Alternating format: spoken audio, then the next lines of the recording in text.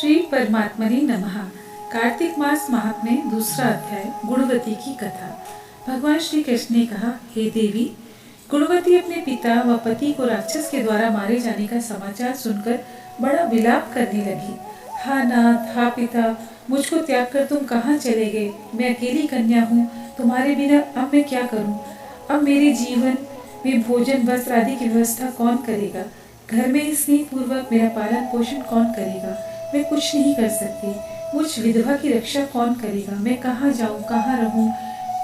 मेरा तो अब कहीं ठिकाना नहीं रहा। इस तरह रोती और बिलखती गुणवती पछाड़ खाकर पृथ्वी पर गिर पड़ी और मूर्छित हो गई और देर तक पड़ी रही।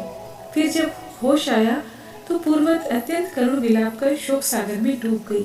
जब कुछ संभली तो उसे ध्यान आया कि मेरे पिता तथा पति की मृत्यु के पश्चात उनकी क्रिया करनी चाहिए, जिससे उनकी गति हो सके।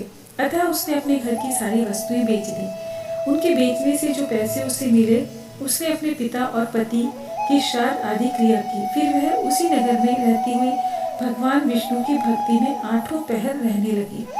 उसने जन्म से लेकर मृत्यु तक नियम पूर्वक सारी एकादशियों के व्रत और कार्तिक महीने में उपवास तथा व्रत किए। हे प्रिय, ये एकादशी और कार्तिक व्रत मुझको बड़े ही प्यारे हैं। मुक्ति, भुक्ति, पुत्र तथा संपत्ति को देने वाले परम पवित्र हैं। जो मनुष्य कार्तिक मास में जब तुला राशि पर सूर्य आता है तो सवेरे उठकर स्नान करते हैं, व्रत व उपासना करते हैं, वह मुझे बहुत ही प्यारे हैं। क्योंकि यदि वह बड़े पापी भी हों तो भी स्नान व व्रत के प्रभाव से उनको मोक्ष की प्राप्ति हो जाती है। जो मनुष्य कार्तिक में स्नान, जागरण, दीपदान तथा तुलसी के वृक्ष की रक्षा करते हैं, वह साक्षात विष्णु भगवान के तुल्य है। जो मनुष्य कार्तिक मास में मंदिर में झाड़ू लगाते हैं और स्वास्तिक बनाते हैं और विष्णु पूजा करते हैं, वह जीवन मुक्त हो जाते हैं। यह सुनकर गुणवती भी प्रतिवर्ष मन लगाकर कार्तिक का व्रत और भगवान विष्णु का पूजन करने लगी।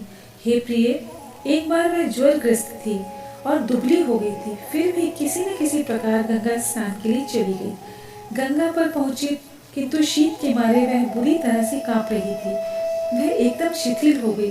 तब वह मेरे यानी भगवान विष्णु के दूतों के द्वारा मेरे धाम आई। उसके पश्चात ब्रह्मा आदि देवताओं की प्रार्थना पर जब मैंने कृष्ण का अवतार लिया तो उस समय मेरे गण भी मेरे साथ आए।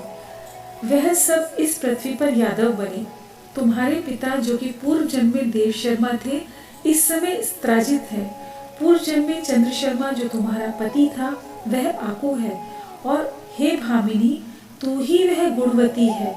यह कार्तिक व्रत का ही प्रताप है जिससे कि तू मेरी अर्धांगिनी बनी है। पूर्व जन्म में तुमने मेरे मंदिर के द्वारे पर तुलसी का पौधा लगाया था। वह इस समय तेरे महलों के आंगन में कल्प वृक्ष के रूप में खड़ा है। तुमने जो उस जीवन में दीपदान किया था, उसके कारण तुम्हारी देह सुंदर है, तुम्हारे शरीर में शोभा है और घर में साक्षात लक्ष्मी निवास करती है। तुमने चूंकि पूर्व जन्म में अपने समस्त व्रतों का फल पति स्वरूप विष्णु को अर्पण कर दिया था, उसी के प्रभाव से तुम इस समय मेरी प्रिय भामिनी हो। पूर्व जन्म में आजीवन तुमने जो नियम से कार्तिक मास का व्रत किया था, उसका यह प्रभाव है कि मेरा और तुम्हारा कभी वियोग नहीं होगा। इस प्रकार जो कोई कार्तिक मास में व्रत आदि करते हैं, वह मुझे तुम्हारे ही समान प्यारे हैं। वह लोग जो कि दूसरे जब तब यज्ञ दान आदि करते हैं, कार्तिक मास में किए गए व्रत के सामने उनका फल बहुत ही थोड़ा है, यानी कार्तिक मास के व्रतों का 16वां भाग भी नहीं है।